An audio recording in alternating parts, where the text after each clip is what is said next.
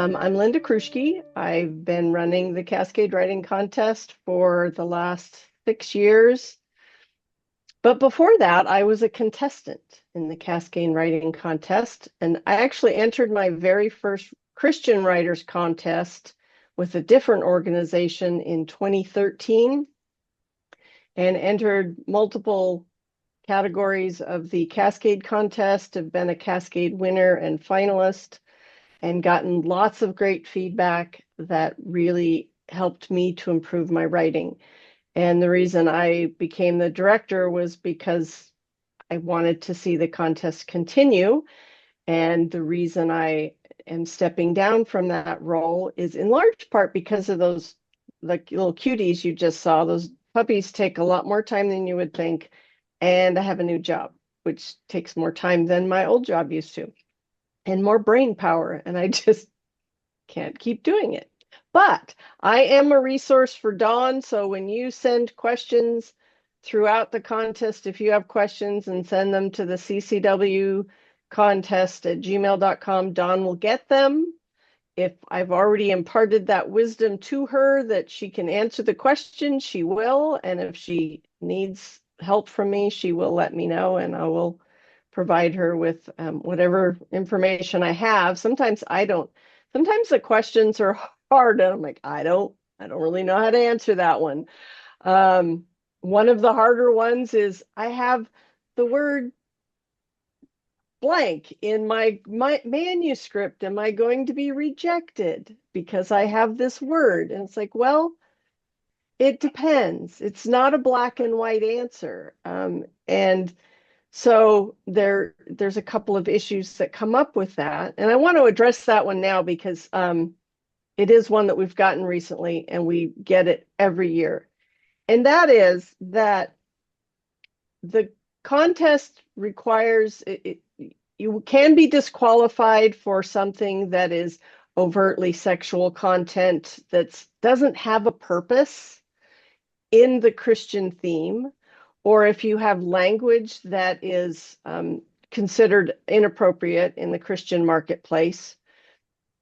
The only way a piece is going to get rejected or disqualified on that factor is if one or two of the judges, the preliminary judges, because frankly, Dawn is not going to read to find out if that's in there. She's relying on the preliminary judges. So the preliminary judges, she has one or two preliminary judges that alerts her to, I think this might be a problem, then she's going to consult with me and with Julie and the board in general and say, are we okay with this going through? And we might say, yes, it's fine. And that language or that information that's in the piece may still be an issue for the judges. And one of the scoring elements, which we will be looking at scoring elements here tonight, is this piece appropriate for the Christian market? And so the individual judges might say, well, while this has scores high on all the other areas, it might bring it down in that area, which is worth 10 of the 100 potential points. Is it appropriate for the Christian market? And so you might get marked down by a particular judge, or maybe all of the judges, based on that content. What I have told people in the past when someone said, well, I have this word, I'm like, can you write the first 15 pages without that word? Why put it? You're not submitting the whole book at this point. Can you take it out and still maintain the integrity of what you're trying to tell with the piece? But it really is a subjective.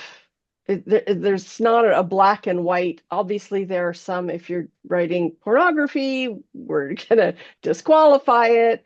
But for instance, my memoir, which won the Cascade, or was the Oregon Christian Writers Contest at the time, has a rape scene in it. But it's a memoir, and it's done in a tasteful way where it's not graphic, but it happens because that's part of my story that I'm telling. And so it wasn't just, not only was it not disqualified, it won.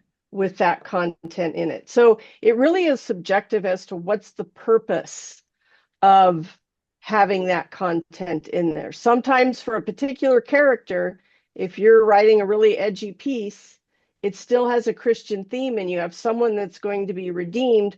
Maybe they have some edgy language, but you've got to be careful about how you use it in the Christian market. So given that, I think this contest is great. One of the wonderful things about it is that you do get feedback. So the preliminary round, there are 3 score sheets that are judged by, some of you I know have served as judges before. So it's writers, it's avid readers, teachers, editors that are, like the copy editors and people who that are not professionals in the industry that could acquire your material, but they are they know what they're looking for, or they have a sense of what's important, and they are able to follow the scoring elements within the score sheet. So you'll get feedback. You get 2 of the fields in the comments are required. I will admit sometimes judges are in a hurry and they'll say, looked great. And they're not always 100% helpful, but a lot of times, and most of our judges give a lot of really good detailed feedback on what the author did well and things that the author could fix. And then there's another voluntary other comments that they can fill out. So every contestant gets those 3 score sheets. And then if you're a finalist, and there are 4 finalists in each of the 13 categories, if you're a finalist, then the finalist entries are judged by industry professionals, acquisitions editors, agents, magazine editors who are looking for pieces.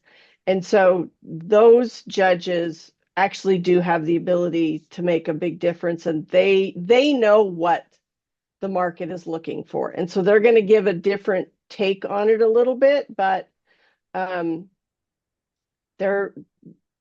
we have had people or judges before that have said, I mean, it's not every piece, obviously, but occasionally we get a judge that says, I judged this piece and I really like it. Can you put me in contact with the contestant?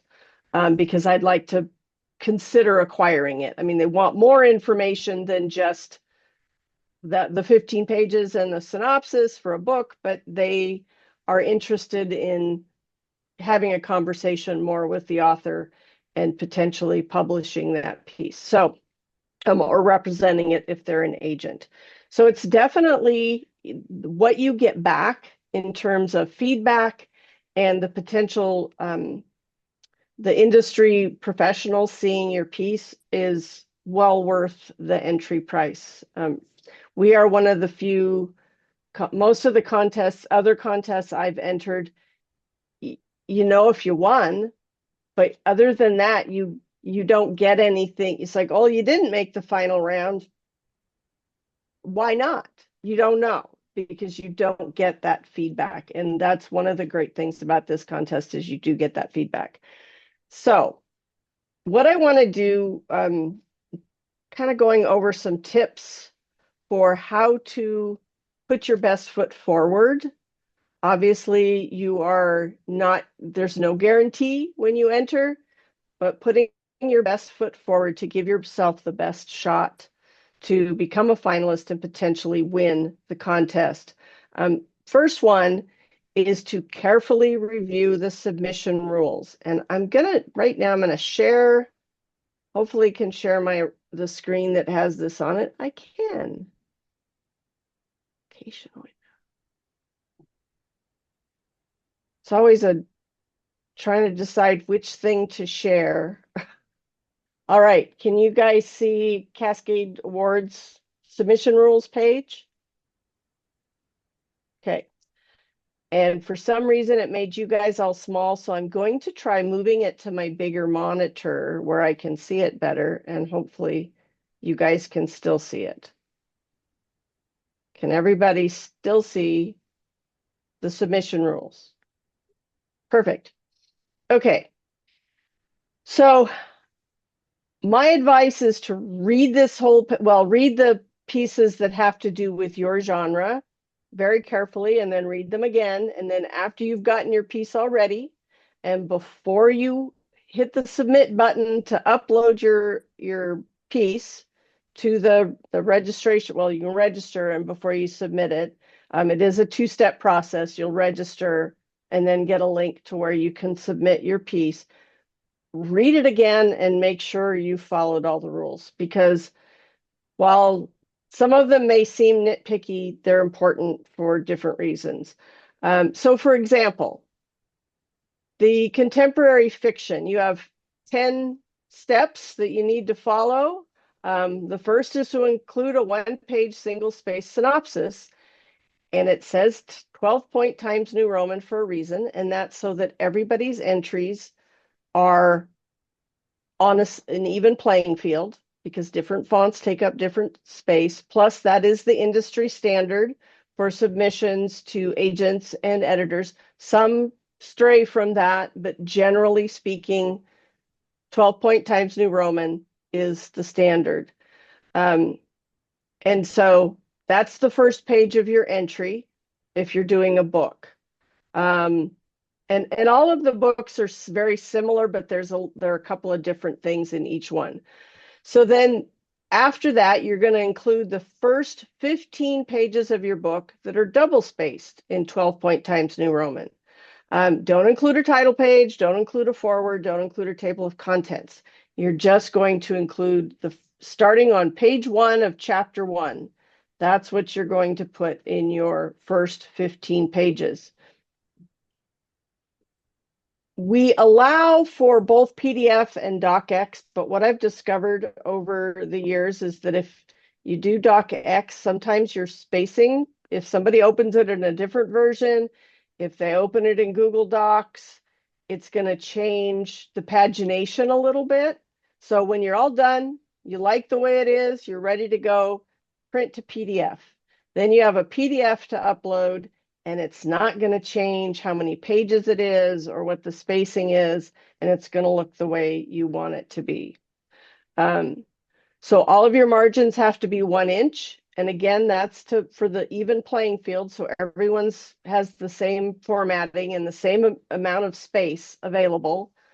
You indent each new, now see, this one's been in here a while. Indent each new paragraph by setting a 1/2 inch default instead of indenting 5 spaces or tabbing.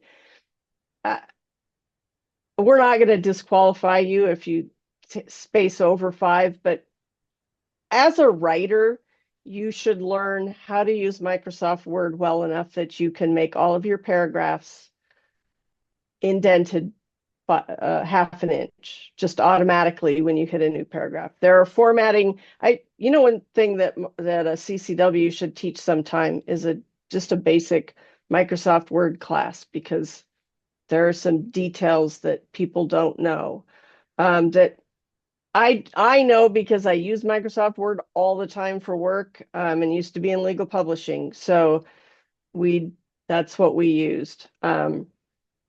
But there's a lot of people who don't understand those differences. But it's helpful if you don't know how to do it, ask a friend, ask someone. This is what the rule says. And I say that not so much for our contest, but because we give a little grace on some of these things. But if you're submitting to an agent or an editor and they have submission guidelines on their website, you need to follow them very carefully, because they might go, that person can't even follow my rules, I'm not even going to read it. So give yourself the best foot forward and do your best to follow those rules. So the other one is that, so if you have a scene break, you're going to use 3 asterisks, or for a new chapter. Now, this is different than what is industry standard for like submitting to an agent or an editor. They want each chapter to start on a new page, because you're giving them a bigger chunk of information. You have 15 pages. If you have a new chapter, put in 3 asterisks, write chapter 2, and start the chapter on the same page. Otherwise, you're losing a lot of space and you're not getting the maximum amount of information before the judge that's looking at it. I mean, 15 pages is not a lot when you're talking about a book. So you want to pack it in there if you can, not by space and a halving, but by just using up the available space. So another thing that a lot of people don't know how to do is the header. Is every entry should have a in the top left-hand corner in the header, you want the manuscript title and the category, and then a page number in the top right. And that's by Ada, which is another Microsoft Word option. And sorry, my dog started barking and it distracted me a second. Those dogs, they're crazy.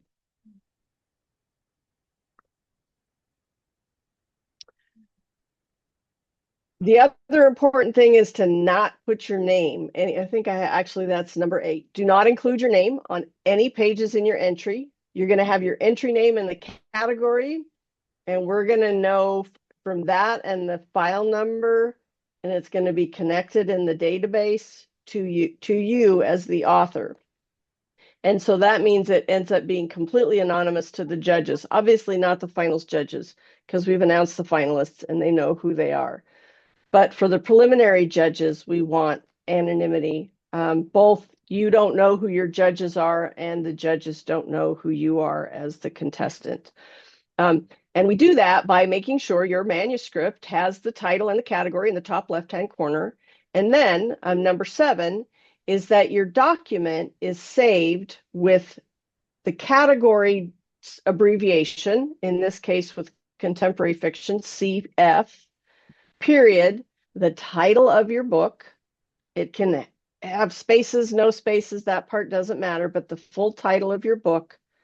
And then the extension that's automatically added, the docx or .pdf, depending on the format you save it in. Every year I get a question about, I have a doc. I want to just upload my doc. I have an ancient version of Microsoft Word. I don't have the ability to save it as a docx. We're getting less of that, but I did in the early years get a lot of that questions. We don't allow .doc files because they can contain viruses. And so you need to upgrade to a newer version of Microsoft Word if you don't have the ability to save it as a .docx file. But again, save it as a PDF and you don't have to even worry about that because PDF is fine. And actually easier for the judges to read and for Dawn to look at, and or whoever her helper is that does it, to make sure it's meets the requirements of double space, 15 pages and all of that. Do not exceed the maximum of 16 pages with the 1-page synopsis and the 15-page manuscript, and then don't include any illustrations. And that the one that people have a hard time with is the no illustrations with the children's books. And that's because that's what's the industry standard. If you submit a children's book to an agent or to an editor at, say, Tyndale, you meet a Tyndale editor and she's like, yeah, send me the book. She doesn't want illustrations. They have illustrators. So the book needs to, even if it's a children's book, stand alone without those pictures. All right, so this page, the contest submission guidelines page, includes a list of these instructions for every category. That's the 13 categories. And they all, the short pieces, you can do a .pdf, but they all are based on word count and not, which is harder to check. In PDF, it can be done. I'll show you how to do it, Dawn, when if you get some PDFs. But generally, we like the short pieces, the poetry, devotional, article, or fictional short story in the Word document format because it's easier to check the word count, which is what we're looking for. A change last year, this was new last year, is that fiction short stories can go up to 4,000 words. It used to be 2,000. We still get a lot of short ones, but or we did last year anyway. But there are some short story genres where you want to go longer. So somebody is not muted, and I'm hearing feedback of myself in my ear. I went through everybody and everybody is Oh, muted, so I'm not sure what it is. actually, it was Jackie. I just saw her mute. Thank you. Okay. Um, all right. So again, read this carefully after you've got your piece already. Come back and read it again, and make sure you've followed all of these rules.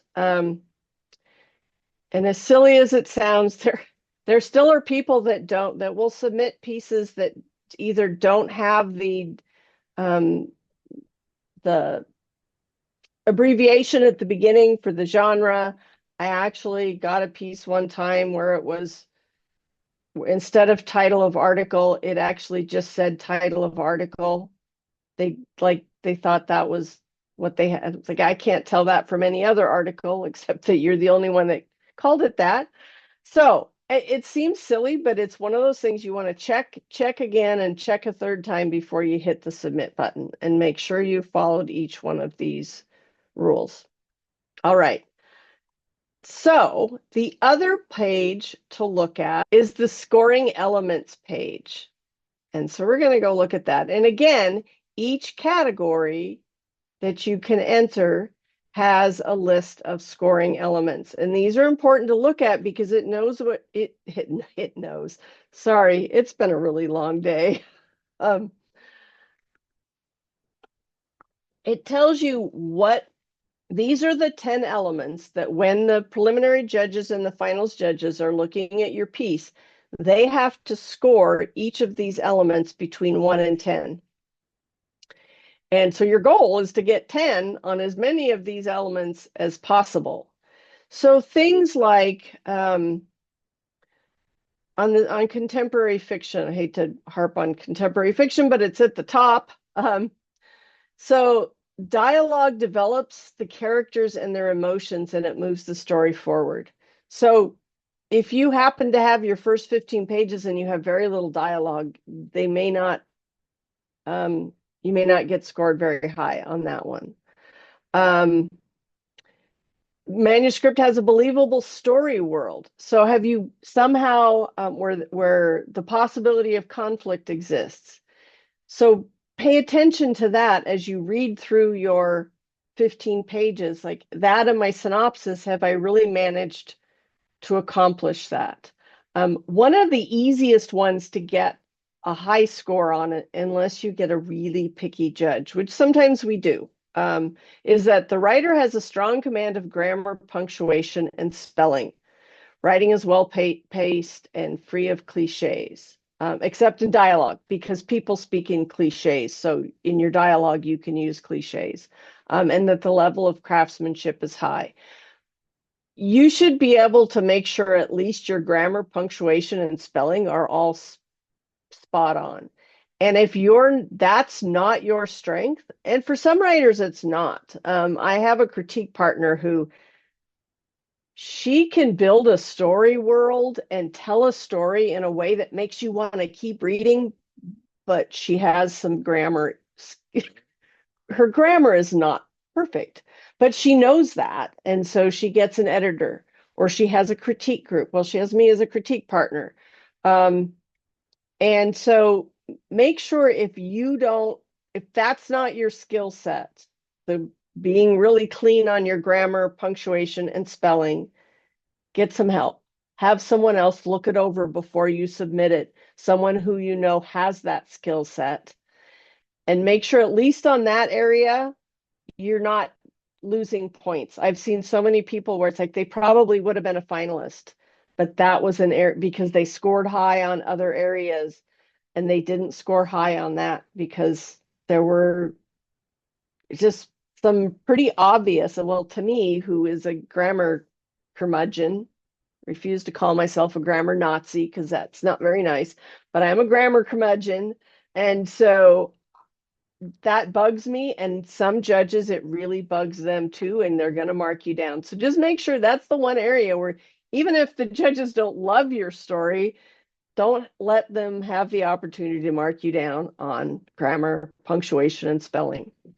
But look really closely at these, and they're different. Each category has some differences. I mean, the contemporary and historical fiction aren't significantly different, but if you get down to what they're looking for in a nonfiction book is different.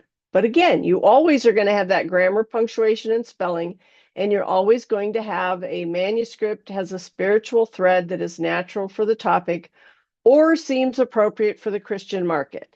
So you want to think about that. For example, your book might not have an obvious Christian theme or Christian story arc in your first 15 pages. That's okay. You're just getting up to speed in the first 15 pages, but you should spend part of the synopsis telling the reader what the Christian theme is that you're going to, I mean, unless it's really obvious in your first 15 pages, you want to address that in that one-page synopsis so that when the judge is looking at your piece, they're not going, oh, I don't see a spiritual thread because it doesn't show up in that first 15 pages.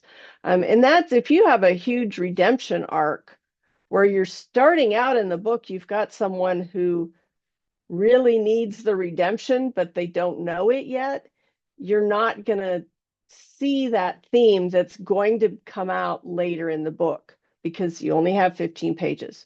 Make sure you cover that in your synopsis. What else do I want to say about this? Children's picture books is an area, and it's not one of the scoring elements, but there are some, when you're doing them, some of our judges actually know what they're looking for in a children's book. It's usually, for some reason, I've heard that it's 32 pages. That's the standard children's book. And I'll get ones that are much longer or much shorter. And so do some research on your genre, especially in a genre like that. What's the industry standard? And I know you're going to get a variety of information you're going to find, but at least try to find some common ground when you're working in these sort of the children's areas, the children's chapter books. What's the standard for a children's chapter book? We don't really cover that in the scoring elements, but if you make it to the finals round, specifically, especially those industry professionals that are doing the children's, the middle grade, the children's chapter books, the children's picture books, they know what the standard is, and you're going to do better in a finals round if you've done your research and know what's expected in the industry.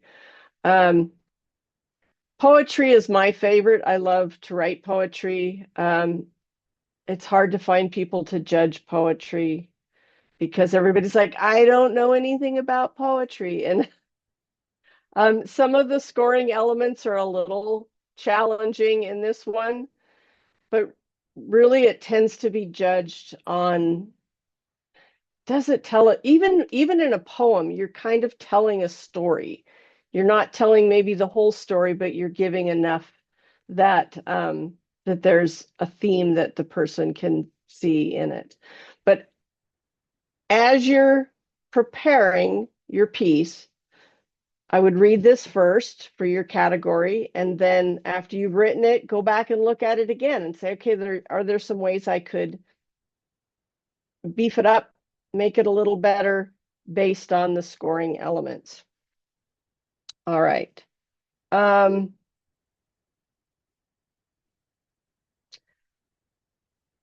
And then the last page you need to look at is just the contest details. And I'm not going to go through all of these because it's a pretty long page, as you can see. But just read through it. If you have questions, shoot them to Dawn. And again, if she doesn't know the answer, but please read this first.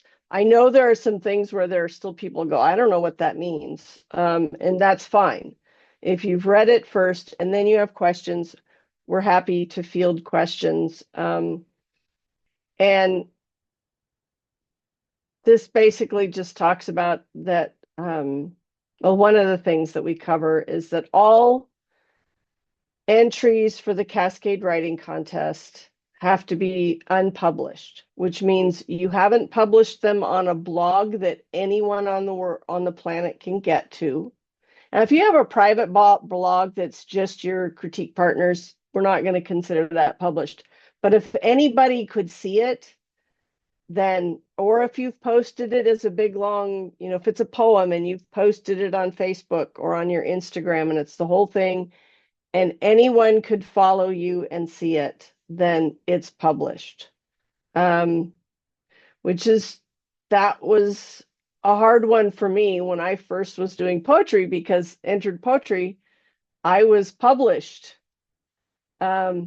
because I put it on my blog. It's like, oh, I didn't know that. But the thing with our contest now is it had that, and that was back in the day when there was a published category and an unpublished category. And now everything is unpublished. The author may have previously been published in that category, but the piece itself cannot have been previously published. Sharing it with your critique group, not published. Even putting it in your Christmas letter, if you've got family members and you're sending it out in your Christmas letter, we're not going to consider that published. It's where it's someplace that anybody could see it if they had access to that. It's not in your control completely. I mean, obviously, if we told people you can't publish something that went to or you can't enter something that was published to your critique group, kind of defeats the whole purpose of us encouraging you to have a critique group. So the other thing is, if you've submitted something and then you get an offer to publish it, I would just say go ahead and take the offer to publish it. And as long as it's not published before the date that the finals judges are deadline for which is in just June 1st, take the offer to publish, because being published is, you're still going to get the feedback from the preliminary judges. We're not going to not give you your feedback. You just would not be able to win at that point if you had published it before June 1st.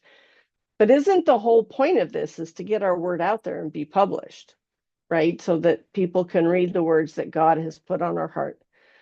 So don't hold back. If a magazine wants to publish your poem, don't say, oh no, I entered this contest and you're still going to get your feedback. We're not going to rob you of your feedback. We're just not going to let it, because it's unpublished pieces that can win. And so then the only other thing I really wanted to share is, because this is not supposed to be, these are the guidelines for this contest. If you're entering another contest, don't take the piece that you prepared following our guidelines and just say, okay, it's ready for this other contest. They might have different guidelines. They might want the first 20 pages. They might want a 2-page synopsis. They might want poetry that is, whatever the guidelines are for another contest, or for submissions to an editor, an agent, a magazine, whatever it is, read their guidelines and make changes based on those guidelines if they're not consistent with our guidelines. It's so important follow what the person you're sending it to, because some people might just toss it in the round file because you didn't follow their guidelines. Like I said, we give a little more grace. Well, I always did. I don't know. Dawn might not give as much grace as I did. I would. I give a lot of grace. Okay, great. So if I got a piece where it was easy it sounds terrible, it was easy for me to fix, you forgot to do one little thing, and I can fix it and it doesn't substantively change it, I would just do that. If it was an issue where you just didn't follow the guidelines, say it's a devotional that's 400 words and it's supposed to be 350, I would send it back to you and say, thank you for entering the contest. There's a problem with your entry. Here's the guideline that you didn't follow. Please correct the piece and resubmit it. Otherwise, it'll be disqualified. But we given one opportunity for you to fix something. If you didn't label it right, and I don't really know how to label it. That's one thing that I would usually just fix is the file name. Because it was easier than sending it back and having someone else have the contestant fix the file name. But you're going to make your contest coordinator pull fewer hairs out of her head if you just have the file names be correct in the first place. So there is grace here, not necessarily other places that you might submit things. So, all right, that's the end of my spiel. Did you want to add anything, Dawn? Not so far to what you said, just on a basis of my own self entering contests.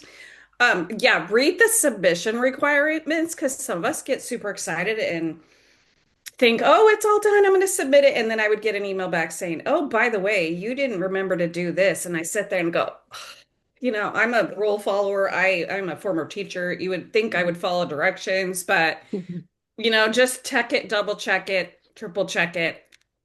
I also know there's some questions in the chat, but when we're done with, yeah. Oh my. That's a lot. I did not see. I answered most of them. There's just two in there that you need to answer. So okay. Can you tell me which ones I need to answer? Yes. So one asked, what if it's published in a church newsletter? Is that considered published? I know we had that last year. I was trying to remember what we answered that last year. If you're a member of the Crystal Cathedral and it's going out to thousands and thousands and thousands of people, probably published. If you've got we're not going to know if it is, but you want to be honest. So I get that. If you're a small church and it was just in your church and nobody but the people in your church see it, that's almost like a critique group. I would let it go because your goal is to get it published more broadly and you want to improve it. You could also just do another edit and make it something a little bit different, because whatever you put in your church newsletter might not be the right length or fit all the guidelines of what we're looking for. So, I'm assuming you're talking a devotional or an article. And those have some word count, which may not fit. So just give it a little once over and maybe spruce it up and then it's not published. Okay, what's the other question? Thanks. There's three more now. Contests, well, they got brave. So it's like, there we go, which is great. Many contests allow up to 3 poems for 1 entry fee. Is that a possibility for this contest? Because, poems are shorter. It makes sense. They are. Devotions are shorter too. So that would have to, that's not what we've ever done in the past. Okay. But maybe we could look at it. Yeah, we could definitely look at it. The hard thing though is how does the person judging it? Did you consider it 3 separate entries? And then you have 3 opportunities to get feedback. Mm-hmm. So that would be a challenge. That might be a thing for Dawn to make a note of for 2027. Make a Make note, a note Dawn. Did you of, see that look on her face? I saw that yes, look on I her face. did. It's like, what? All right, another question. If I submitted an unfinished piece last year and was a finalist and I've worked all year on the manuscript, which has now changed, can I resubmit it to the contest? Yes, you can. I mean, we've had people Have people who do that? Yeah. submitted a piece, got feedback, didn't final, got feedback, improved the piece, submitted it the next year, were a finalist, but didn't win, but took that feedback, which they now have industry professional feedback, improved it again, entered a third time and won. Yeah. I So, remember that one. I mean, there is a point at which it's helpful to just try something new. But, Mhm. you know, if it's your life's work and this is a really important piece, we're not going, as long as you've made some changes. I don't think it would be helpful to the writer or, you know, really to just submit the same thing if you haven't incorporated the feedback that you got from the prior year and from your critique group throughout the year. So, okay, Makes next. sense. Two people would like you to address the synopsis. By chance, do you have an example of what you're talking about? So a synopsis, it depends on the kind of book. So a synopsis for a nonfiction book is going to be different than a synopsis for a fiction book. But the synopsis is basically, and I can't really give you an example because different people have different ideas, but it's an overview of what's the whole book going to be. So as the person it's sort of like what's on the back cover, but a little bit expanded. Who are your main characters? What is your theme?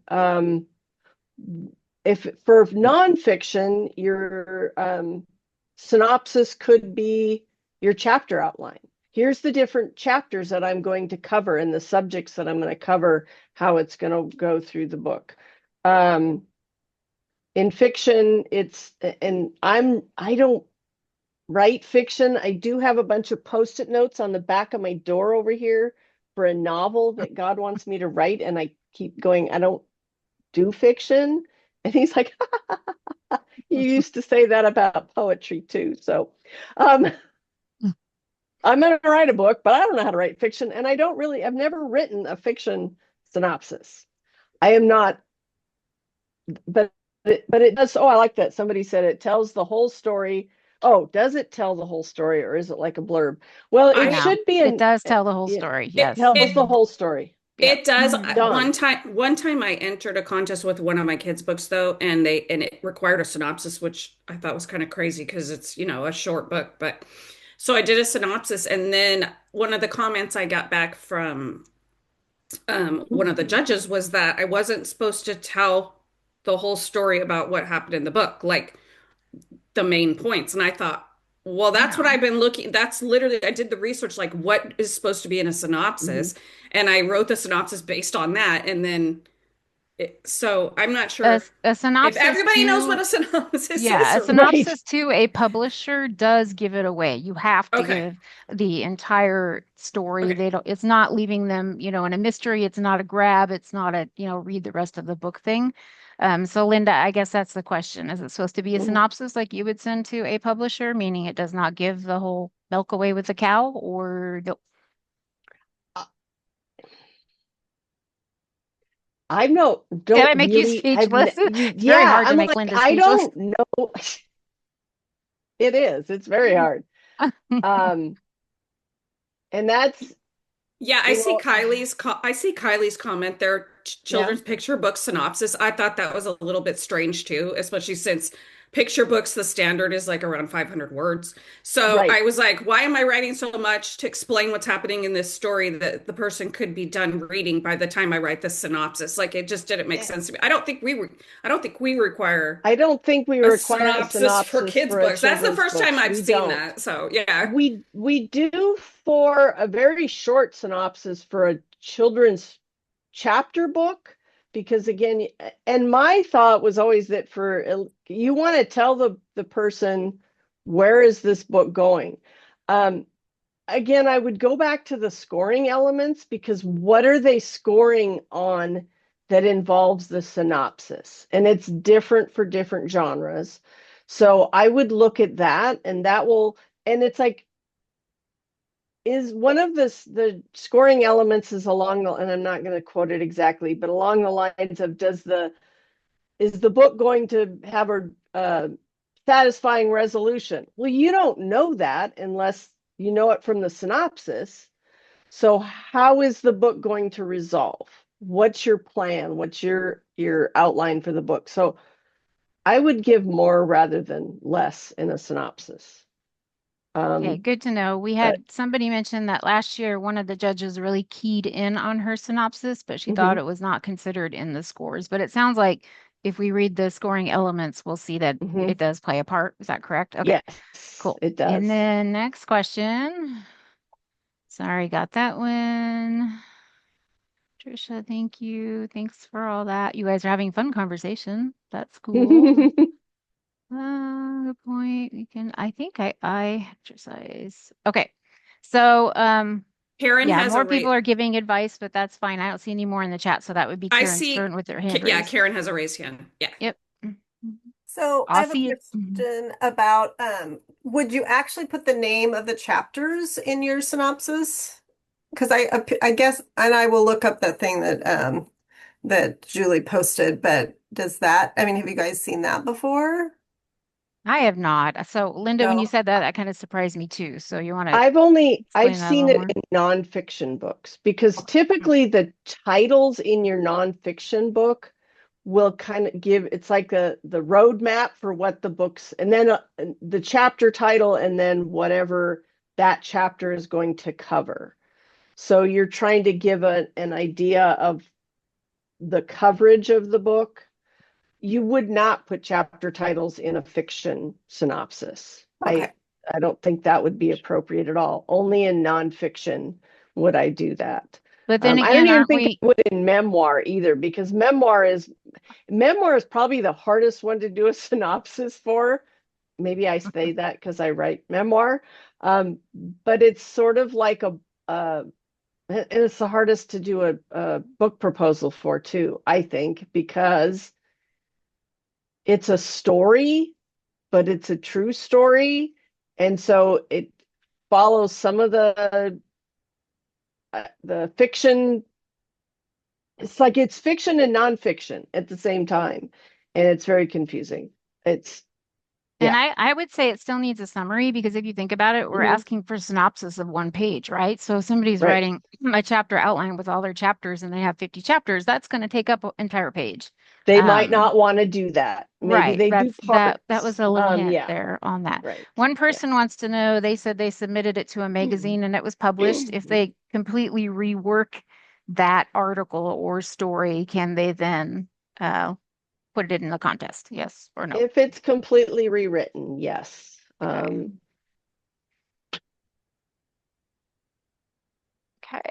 I think that's all in the chat. Did I miss any? Okay. Anybody raise your hand if I missed you. Sorry, I don't see any more, but I may have missed any. Nope. Well, it's a good thing I didn't have the chat open while I was I would have been so distracted by. No, it's hard to do both. So that's why I'm here. I'll help you out. Okay, can anybody else think of any other questions for Linda before she has to go? All good, no questions? Well, I just have one. Okay. So sometimes the feedback is confusing when you get like one that's like all in the 90s, and then you get one, like a couple people scored you high 70s or low, I mean, it's kind of hard to know then, because you don't know who's judging it. So do you have any feedback on that when you see some big differences?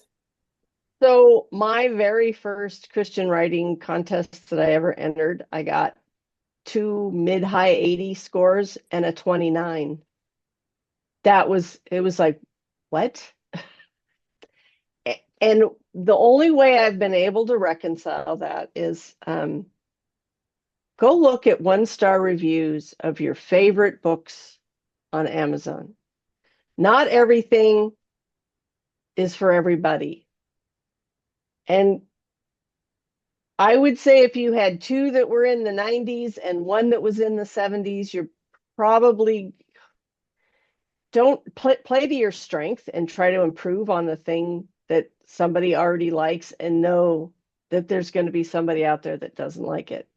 And that's just the nature of, there are books that other people love, and I'm like, how did you even finish that? It was horrible. So, different people have different, just take everything with a grain of salt. If you see the same comment over and over, I mean, even if your 70 score, they gave you a similar comment to your other 2 of something you could improve, maybe you improve it. But don't try to make every single change that every single judge gives you. Take everything with a grain of salt and go, well, that kind of makes sense. But also be open to the critique, to the things that you could improve. And sometimes there are just, and I've seen this because I see all the scores on the back end, where there's just one judge who all across the category scores lower than the other judges. Some judges are it's like everybody's within a 10-point range of all the ones they score. They just don't. And then there are other judges where there's a 50, well, not 50, because we don't let them score less than 60. There's a 25-point between their highest scored piece and their lowest scored piece. It just, judges are they're human, and they do what they do, and we have to rely on them to help us make a decision on who's going to be a finalist. But try to take it all with a grain of salt, with prayer. Yeah, I wish I could totally eliminate that problem, but I cannot. I would also say join a critique group, you guys. If you're a CCW member, we have critique groups, and we currently have 2 openings. But I'll give you an example. I was judging a couple years ago, and I had 2 entries that could have been first place. They were both extremely well written. I could tell they had both worked very hard on their craft.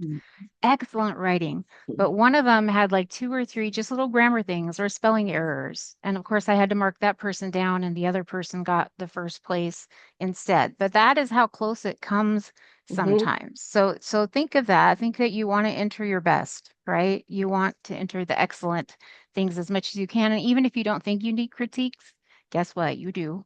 We've all been in those shoes, but you will, and it will help. And Dawn got a comment. Sorry, Dawn. Goodness. All right. Okay, everyone needs to hear Dawn's comment. She says, I entered a contest once for children's, but I just can't believe they would say, yes, we aren't as into God as you are in the UK. I was like, what? Calm down on the Christian stuff, Dawn. Come on. Yeah. You probably won't see that in our contest. No, you will not see that. And if you do, you need to let us know. Right? Oh my goodness. Yeah. All right. Any other questions for Linda? Yes. Yes, Julie, I had typed it into the Hey, Mark. Yep. Hi. Mark wanted to know if he is writing a memoir, if he can submit a portion of it as a short story. I said, if it looks like a short story and it concludes like a short story, but anything different than that, Linda? So I would enter it in the article nonfiction short story category. So the fiction short stories are judged separately, and someday maybe there'll be enough entries that we can do nonfiction, or Dawn can do nonfiction short stories separate from articles. They really are a little bit different, but you can certainly enter a memoir, a personal story, which is what memoir is, as a nonfiction short story. Yes. Yeah. Let me rephrase this. I have, let's say, a 50,000 word memoir, and Well, actually, it's not a memoir, it's more of a personal narrative. And each chapter is a different story, Mm-hmm. beginning, middle, end. Can I take one of the ones that won't be judged as part of the memoir, even though when it's published, it will be part of it? But can I take that as a standalone and put it within a short story Yes. contest? Yes, you could. Okay. As long as it's not the same exact piece of, because you're going to do the first Yep. 15 pages for the memoir category. You could take a later chapter that's a standalone story. Again, I would read the guidelines and all of that to make sure your word count, you're limited. I mean, typically a chapter in a memoir is going to be more than 2,000 words, but you're limited to 2,000 words in the nonfiction short story category.